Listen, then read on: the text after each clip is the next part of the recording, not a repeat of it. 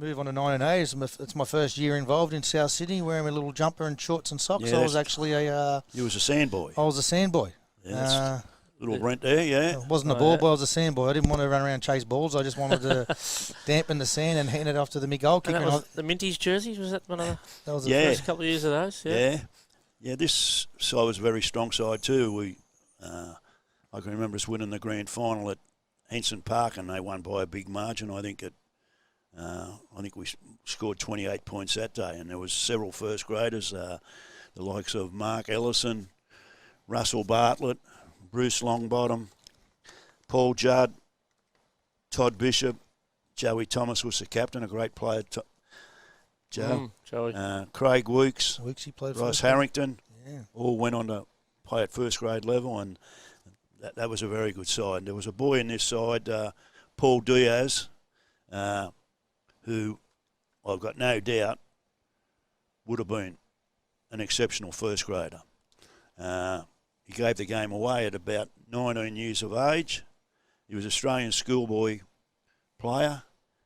I think him and Mark Ellison made schoolboys the same year. He went to Pagewood, but prior to that, he went to St Mary's Cathedral. I think he at that time, St Mary's used to finish their kids off at year 11, and then they'd have to go on and do another year at another school. I think he went to Pagewood, Morris Brothers, just down the road from here. That was a very good team. And what did he give the game away for? Do you remember? I think he fell in love with a girl. And I don't know why you can't play football if you've still got a girlfriend. Well, that depends on. Yeah. But particularly if you're as good as what he was.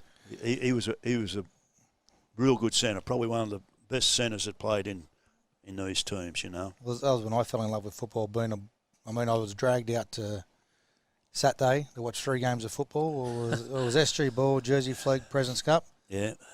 Then I'd have to back up and play football the next day on a Sunday at Mascot Oval nice and early. Then I was dragged out to Redfern again to watch, which was back then I was either 3rd grade or 23s, reserve grade versus. There were 6 games of South Sydney football games I had to watch every weekend.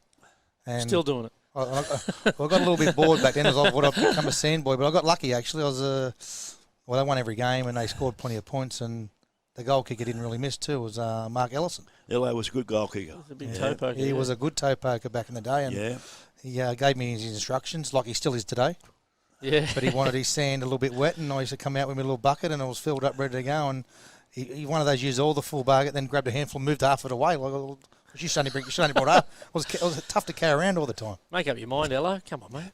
There was one fella on this side, Timmy Macaronis, who was a year younger than the other boys, but he was outstanding in his own grade, and we pulled him up, and he made the starting side with us. And a couple of years after this, he went in the police force.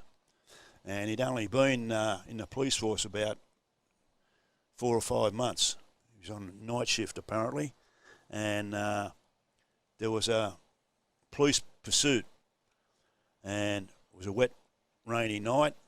He was a passenger in the car. The car went sideways, hit a pole. Timmy died. Wow. Rest in peace, Timmy.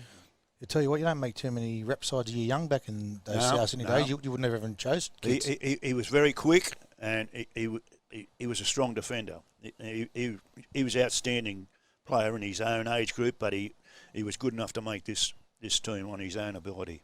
Yeah.